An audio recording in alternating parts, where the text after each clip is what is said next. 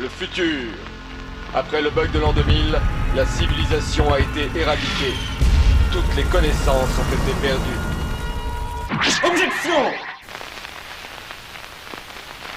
Il s'avère qu'aujourd'hui c'est la 200e Minute du Geek. Voilà, la mission a commencé il y a 6 ans sur No Life.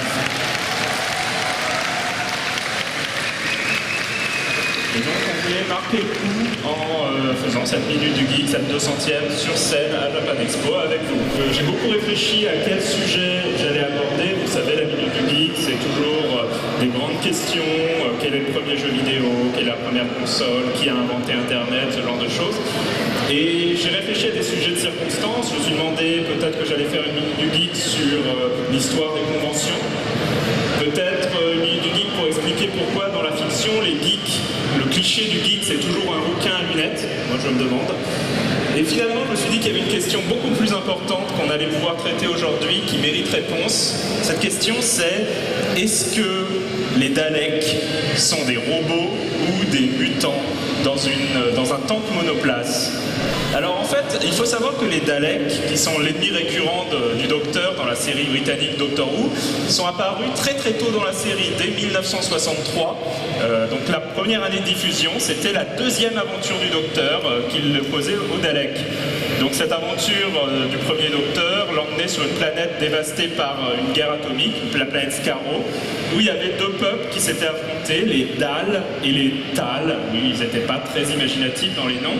Et en fait, les Dal avaient évolué à cause des radiations, ou peut-être d'évoluer, et étaient devenus des sortes de mutants, des sortes de pieuvres un peu dégueux, qui, pour survivre et pour se déplacer, occupaient des sortes d'armures / véhicules, et qui ressemblaient étrangement, il faut bien le dire, à des grosses poivrières. Alors à l'époque, les Daleks ont terrifié les enfants anglais. Oui, c'était 1963, c'était 15 ans avant Alien, on était encore impressionnables à l'époque. Et ils sont devenus extrêmement populaires, déjà parce qu'ils faisaient que les enfants allaient se planquer derrière le canapé à chacune de leurs apparitions. Et surtout, je pense, parce qu'ils étaient très faciles à jouer dans les cours de récré. C'est-à-dire que pour jouer un Dalek, il suffit de se mettre en gros une corbeille à papier sur la tête, d'avoir un débouchiote dans une main et un batteur dans l'autre, et de crier « Exterminate ». Donc ce succès aidant, les Daleks sont réapparus plusieurs fois dans la série, notamment dans un épisode qui s'appelle The Chase, où ils sont les premiers ennemis du Docteur à se munir de machines à voyager dans le temps afin de pouvoir affronter le Docteur à diverses époques, donc rajoutant la notion de danger dans la série.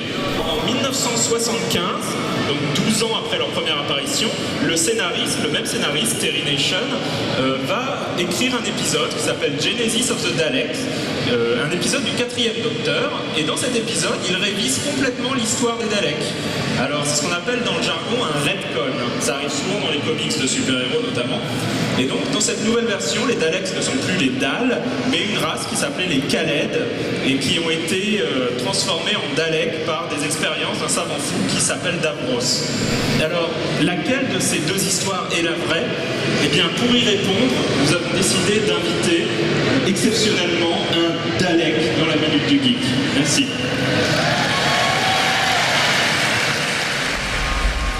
Ah bah d'ailleurs le voilà. Alors monsieur Dalek, merci beaucoup d'avoir fait le voyage depuis Skaro pour venir dans la Minute du Geek. Alors est-ce que vous avez un message pour les téléspectateurs de No Life? No Life TV. Hello geeks, I will exterminate you.